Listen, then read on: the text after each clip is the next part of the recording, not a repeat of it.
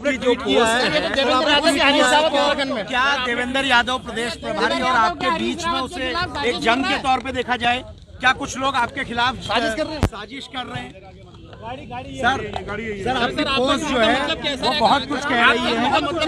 क्या देवेंद्र यादव अपनी मनमानी कर रहे हैं? जब दिन आएगा मैं बात करूंगा। सर एक बार बता दीजिए, भले ही इशारों में बता दीजिए, वो कौन लोग हैं जो आपकी राह रोक रहे हैं? वो कौन लोग हैं सर? अरे मुंह में लग जा दादा, मुंह में लग जा जी। सर हरीश रावत जी, हरीश रावत क्या हताश होकर रिटायरमेंट के बारे में सोच रहे हैं? क्या हरीश रावत कांग्रेस से निकलकर किसी और दल में शामिल हो जाएंगे? क्या हरीश रावत कोई नया मोर्चा बनाएंगे? क्या कोई क्षेत्रीय दल का निर्माण करेंगे हरीश रावत? ये ऐसे कई सवाल हैं जो उत्तराखंड से लेकर दिल्ली के सियासी गलियारों तक में घूम रहे हैं। पार्टी के संकट मोचन माने जाने वाले हरदा उस वक्त कांग्रेस के लिए बड़ा संकट बन गए जब उन्होंने अपना दर्द दिल सोशल मीडिया पर बयां किया। नमस्कार दोस्तों, आप देख रहे हैं राजकुमारी, आपके साथ मैं हूं भुवन शर्मा।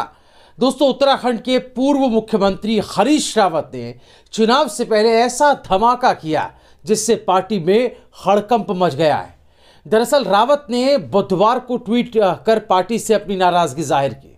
उन्होंने लिखा कि चुनाव रूपी समुद्र है ना अजीब सी बात, चुनाव रूपी समुद्र को तैरना है। सहयोग के लिए संगठन का ढांचा अधिकांश स्थानों पर सहयोग का हाथ आगे बढ़ाने के बजाय या तो मुंह फेर करके खड़ा हो जा रहा है या नकारात्मक भूमिका निभा रहा है। जिस समुद्र में तैरना है, जिनके आदेश पर तैरना है, उनके नुमाइंदे मेरे हाथ पांव बांध रहे हैं।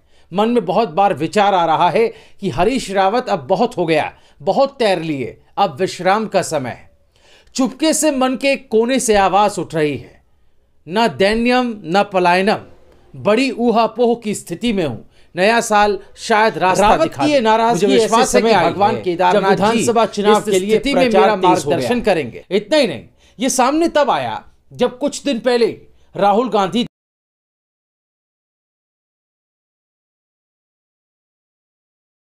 देहरादून में थे।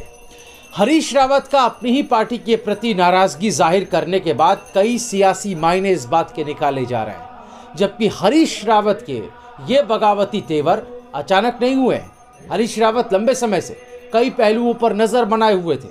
वहीं एक धड़े को लग रहा है कि आने वाले चुनाव में कहीं हरीश रावत दोबारा मुख्यमंत्री न बन जाए, इसलिए समय समय पर मुखालफत और साइडलाइन करने के बयान कोई नए नहीं हैं। दोस्तों, राहुल गांधी के देहरादून रैली के दौरान मंच के संचालन को लेकर भी नाराजगी की एक वजह बताई जा रही है।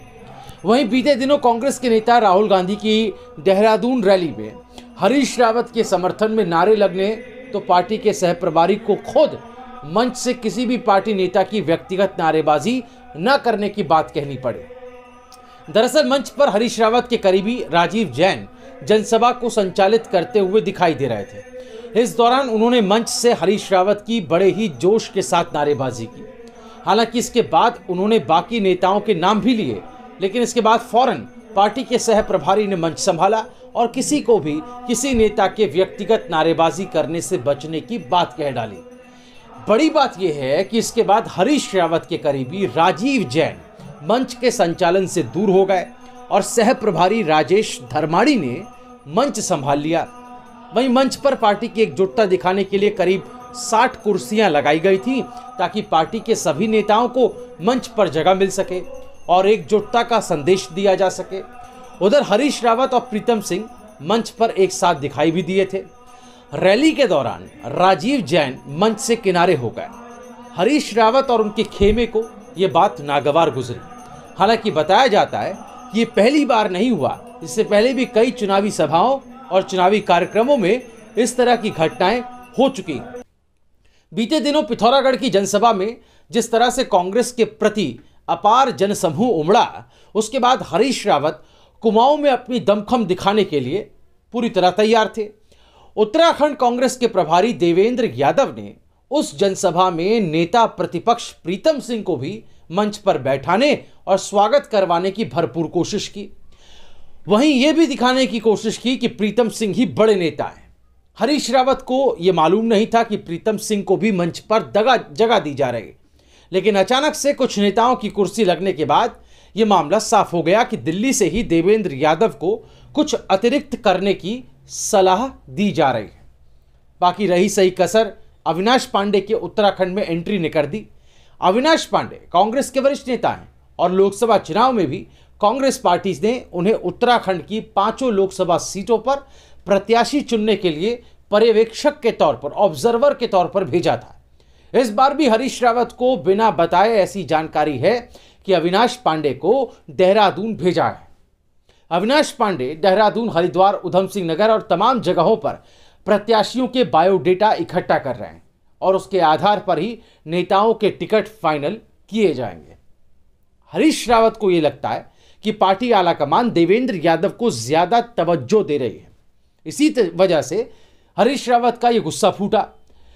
अब अविनाश पांडे राजस्थान में भी टिकटों के बंटवारे में अहम भूमिका निभा चुके हैं, लेकिन जानकार ये भी मानते हैं कि हरीश रावत कांग्रेस में फिलहाल दबाव बनाने के लिए ये सब कोशिश कर रहे हैं, जबकि कांग्रेस ना तो उन्हें छोड़ेगी और ना ही वो कांग्रेस को, लेकिन वो अपनी इस व्यथा से अपनों को ही साधने में जुटे हुए हैं।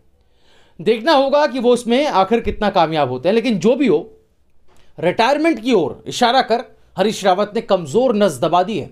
ऐसे में इस बात में कोई हैरानी नहीं होगी कि देवेंद्र यादव हरीश रावत को मनाने के लिए अब एड़ी चोटी का जोर लगाएंगे।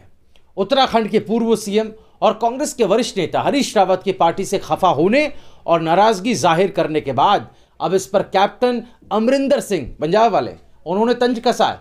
हरीश रावत पर तंज कसते हुए कैप्टन अमरिंदर सिंह ने ट्वीट कर लिखा, जो बोओगे वही काटोगे, भविष्य की शुभकामनाएं। आपको ये बता दूं दोस्तों कि हरीश रावत पर पूर्व सीएम और कांग्रेस छोड़ चुके अमरिंदर सिंह ने यह निशाना इसीलिए साधा क्योंकि जब पंजाब कांग्रेस में कला चल रही थी उस वक्त वहां पर हड़कंप मचा हुआ था, तो हरीश रावत को ही वहां सिद्धू और कैप्टन अमरिंदर सिंह के बीच सुलह करने की जिम्मेदारी कांग्रेस आलाकमान ने सौंपी थी। हालांकि हरीश रावत इसमें कामयाब नहीं हो पाए थे, असफल रहे थे। पूर्व सीएम हरीश रावत के करीबियों की माने तो 5 जनवरी को वो अपने राजनीतिक भविष्य को लेकर कोई बड़ा फैसला कर सकते हैं। इसमें राजनीति से संन्यास लेने का फैसला भी शामिल हो सकता है। आपकी इस पूरे घटनाक्रम पर क्या राय है? आखिर ऐसा हरीश रावत ने क्यों कहा?